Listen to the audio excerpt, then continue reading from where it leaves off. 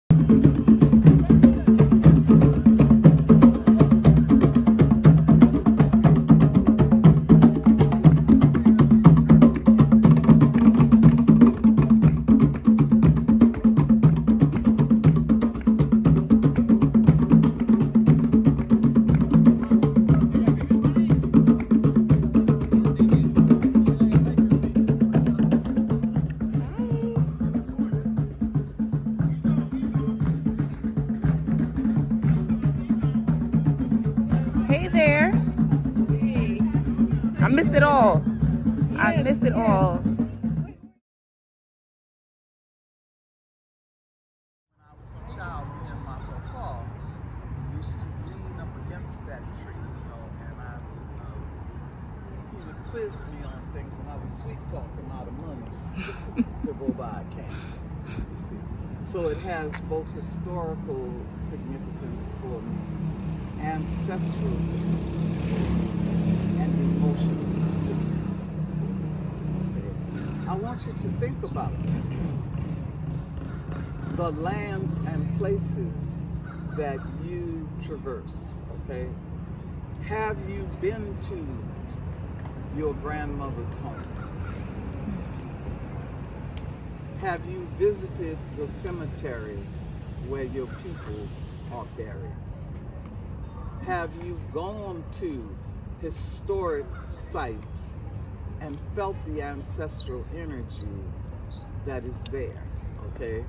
Right now, one of our members of Vileo Rumilao, actually two of the members of Vileo Rumilao are in Liverpool, England, performing a ritual to close the doors to the slave port there.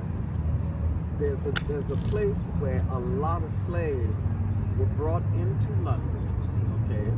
And we are closing that door again, reinforcing that door being shut.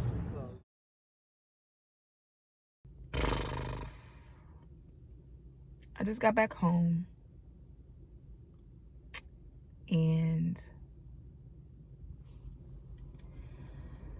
ooh, I don't want to cry. Y'all see this on my forehead?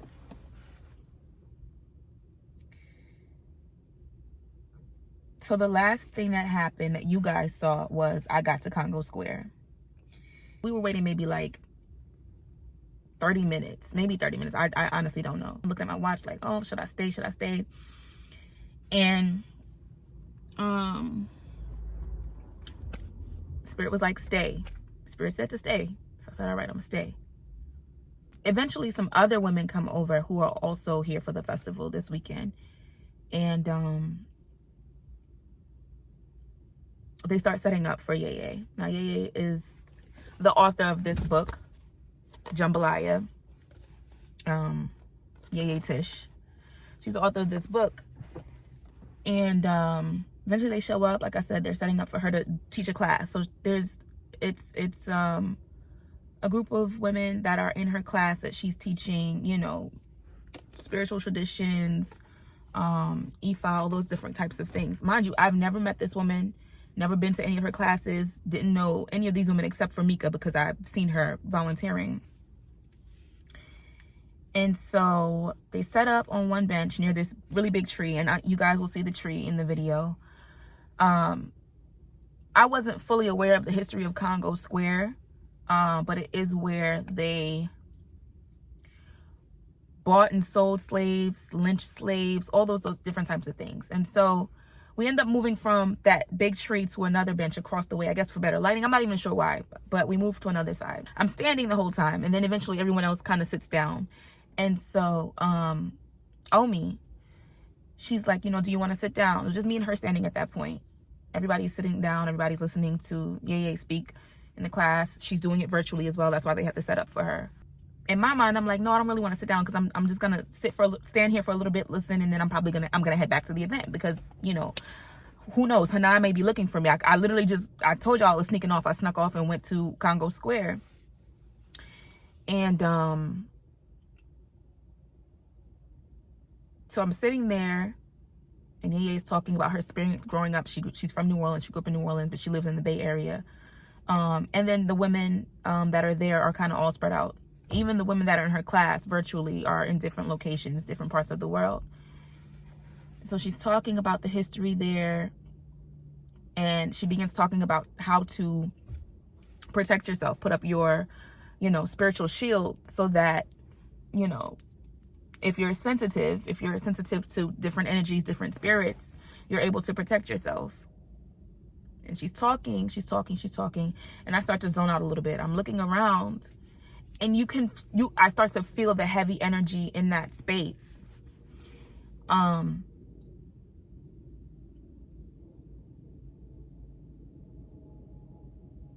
start to feel the heavy energy in that space, and a spirit comes up to me. There's really no other way for me to put it. The spirit of a man walks up to me. I'm sitting there on this bench with these women. There's a class going on, everything. And the spirit of this man walks up to me, this black man. He comes up to me and he's asking me for help. And then I close my eyes. I'm like, I can't help you. I can't help you. I can't help you. I keep telling him I can't help you. And he starts to get really aggressive. Like, you need to help me. You need to help me. What you here for? You can't help me? Like, getting aggressive with me. And I'm like, now I'm like, I need to leave. Like, I need to leave. But I just did not get up. I did not get up and start walking back to the museum. And so then another spirit comes up. It's a woman this time. And she's telling him to leave me alone. Leave her alone. She don't have to help you or whatever. I don't remember verbatim what I'm experiencing, right? I'm still sitting here. My eyes are closed. Everybody's still, you know, no one knows the wiser of what I'm experiencing. And I didn't say anything. So we're still sitting there. And I remember seeing people are walking. When I open my eyes, I see people walking around, you know, it's a park. And I see these two women and a little baby. And in my head, I'm like, they need to get that baby out of here. Right? I'm thinking to myself, they need to get that baby out of here. Because now I know that there's energy, there's spirits, obviously. And there's spirits everywhere. But now I know that there are spirits here that are looking for help. I'm like, they need to get that baby out of here. And so eventually they leave the park. And I didn't leave. I'm still sitting there. And all I know is Omi turns to me and she says, "Are you okay?" I think maybe I like jerked or something. And she says, "Are you okay?" And then I shake my head no, and I start crying.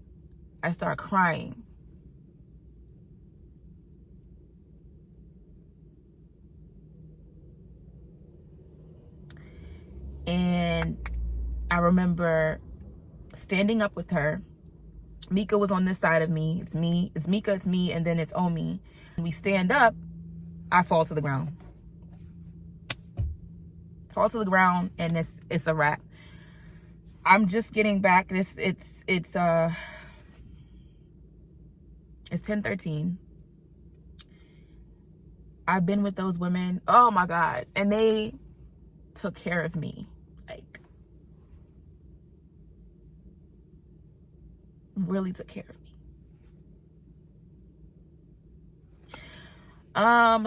It was a lot. It was a whirlwind. It was a whirlwind.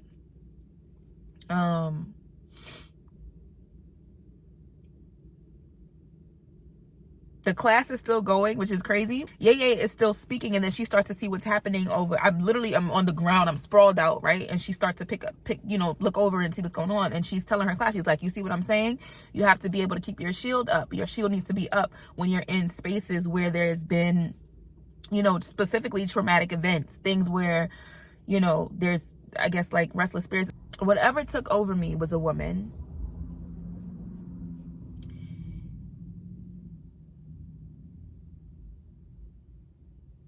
And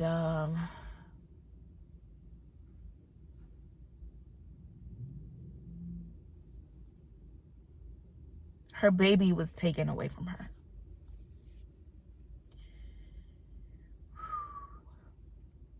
Her baby was taken away from her. Her baby was sold. Her baby was sold. Whew. I feel like I look a mess, like super disheveled. But that goes on for God knows how long. I don't even know how long that's going on. And then I come to a little bit, and they kind of like are sitting me up. And they're giving me water. It was a lot happening at once. They're putting certain oils on me. They're putting this on my forehead. They're talking to me, telling me that I'm safe. I'm safe. I'm safe. And I was saying things from the perspective of this woman, whatever this experience that she had. Her baby was sold. Her baby was taken. And bawling, screaming, crying.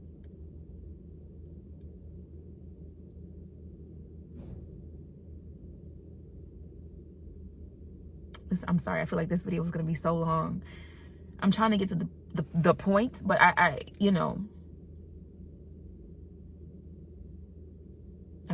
this goes on for however long. I think I'm coming to, and then it starts happening all over again. It starts happening all over again. And she's saying my family is over there. My family is over there, pointing somewhere outside of the park. And they're like, okay, get her up. So they're trying to stand me up to kind of, I guess, lead them to wherever I'm pointing to. And at this point, the park is supposed to be closed. Like, somebody comes over and says the park is closed, we have to leave, kind of thing. And I don't know, I think somebody was recording the situation happening. First of all, this entire thing is recorded because, like I said, Yeye was having a class. And so I think they started recording this experience. I don't know what to call it. This experience. Trance. It was trance, right?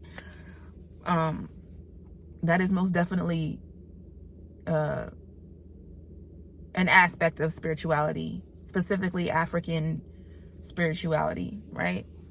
And it's extremely ironic because I was texting my sister in Maryland today, asking her, I'm trying to put the pieces together, trying to figure out what my path is here. And I've been asking my ancestors to show me, and I guess they showed me. They definitely showed me. And Yeye said that. She was like, your ancestors brought you exactly here for this reason. Because this could have happened with anybody else, but it happened with us. And I really am so grateful. Man, like,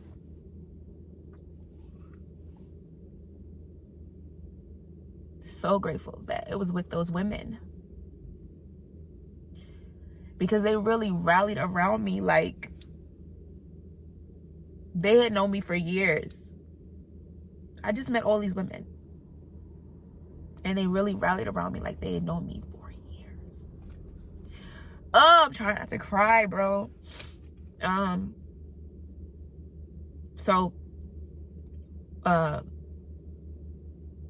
we leave the park. They get me into somebody's car. We leave the park and we go to one of their homes. And I'm still under. I'm still not back to myself. And I don't know, I think the best way to explain it, being in that state, it's like you're trapped inside your own mind. Because even with this happening to me, to my body, right? I'm still conscious that this is not me. Like, I did not feel like I had my body. It wasn't my body. I wasn't moving. I couldn't move my own body. You know what I mean? And it's like I'm in my own head, like, let me go. Like, I just remember thinking, like, please let me go. Like, please get out of me. Please get out. I just kept thinking that. Please get out of me. Please get out of me. Please, please, please, please. Like, wanting this spirit or this energy to leave me, to leave my body so I could have my body back. I didn't have my body anymore. We get to the house. We go inside. I'm still under. And Yeye sits next to me. Omi's in front of me. I think her name is Giselle. It's like I'm saying I think her name is like when I tell you I don't know these women, I don't know these women. But they, you know, they're talking to me, they're telling me I'm safe, they're telling me it's okay, blah blah blah. Man, it's just trying to put the experience into words is difficult, because it's like I was, like I said, I was cognizant of what was happening, but I had no control of anything. I didn't have the control of my body. I didn't have the control of expressing myself. I couldn't speak. It wasn't me speaking when I did speak. When I did speak, it wasn't me speaking. And they were writing down what I was saying, but it wasn't me speaking. I mean, my voice was being used, right? But it wasn't me speaking. So I'm glad that I'm safe. I'm glad that those women were there. I'm glad that my ancestors led me to, you know, I say that like that because it's like, bro, I mean, I've been asking y'all to send me dreams, visions, messages, everything to really set me on the right path. And my ancestors never let me down. They never let me down. But it's like, bro, this is how it had to happen. Okay.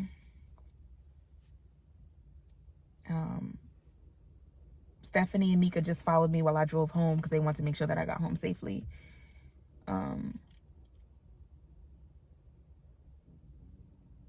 My stomach is growling. I haven't eaten since before I left the house to go help. I'm gonna text Hanan and apologize because I really did dip off and I had every intention of returning to the event, but I never made it back. And she's probably like, this bitch just dipped off and never came back. And we were all supposed to go back to the event once the class was over. It never happened.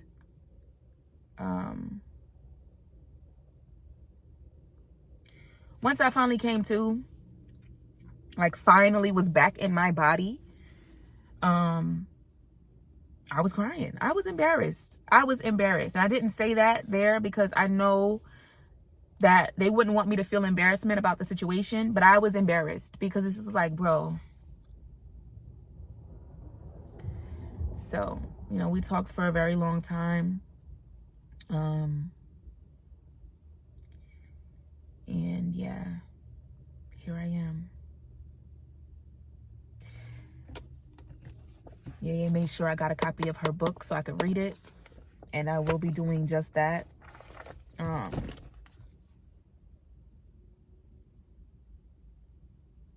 Because I'm still processing it, and I'm sure all those women were still processing it as well. I wasn't really able, you know, I spoke a little bit, but I wasn't really able to even, you know, express everything about my experiences. You know, I tell you guys all the time, or I've said in a few different videos, as far as being spiritual or my spirituality, when I turned 18, weird shit started to happen to me. Things like this, things like, you know, having these episodes or whatever. And I didn't understand what was happening. The first time I had one, I ended up in a hospital. That's just the truth. And so, you know, after that situation, my grandmother sat me down and was like, oh, you know, we have a gift that runs in our family. You have it, your sister has it, I have it, your mother have it. And so that kind of sort of began the I don't know if I want to say, I guess, progression. That began the progression of me trying to understand my gift and understand my lineage and all those different types of things. I don't have anyone here physically that's able to show me the path and teach me the ways and guide me and mentor me in terms of my lineage. My mom passed away in September of 2014, and then January 2015, my grandmother passed away, right? And then my dad passed away 2018. Even though it's a maternal, you know, set of gifts, which is, everything is matriarchal when it comes to like spirituality and all those different types of things. It comes from your mother's side of the family. And so I don't have anyone here, which is why I've been looking for guidance for so long, which is why I've been looking for mentorship or something. And, you know, still eventually understanding how to sit down and talk to my ancestors. That didn't happen until maybe end of 2019, early 2020, like right around the pandemic is when I was learning how to create an altar and how to do all these different things. Mind you, I said when I was 18, I started to experience these things and see things and dream things and feel things, right? 18. So you look at that, I was 18 in 2008. 2020 is when I really said, okay, I'm different. You know what I mean? Something's different here. Something's, you know, let me start to understand this thing more, because I can't run from it. You can never run from your gifts. And we're all capable of tapping in to our energy and our gifts and energy. And that's why, you know, I call you guys my energies. You know, everything, there's a method to the madness, so to speak. My ring fell off. They found it though. It's in my purse. Like when I tell you, because y'all see me with this ring all the time, my ring fell off my finger and all kinds of craziness ensued today. It was an experience, and I don't want this video to be super long, but I'm grateful for those women. There was about, what,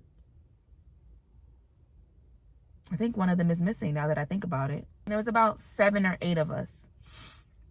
And one of them didn't, now that I think about it, she wasn't there at the house by the time we got back. That's how it's like, that's how caught up I was, entranced I was. Like I just now realized that one of the women that was there for the class in person with us, she didn't even go to the house with us. I don't know when she left. I couldn't tell you.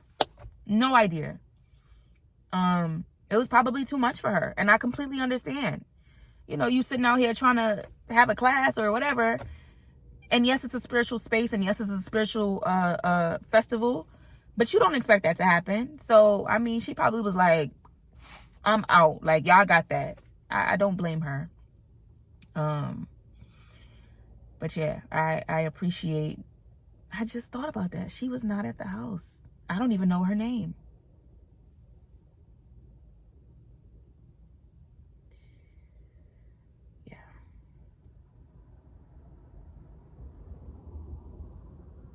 I'm going to end this video here. I don't really know what else to say. Thank you so much for watching, as per usual. Thank you for subscribing. Thank you for commenting. Thank you for engaging with my channel. And I'm going to catch y'all in the next video.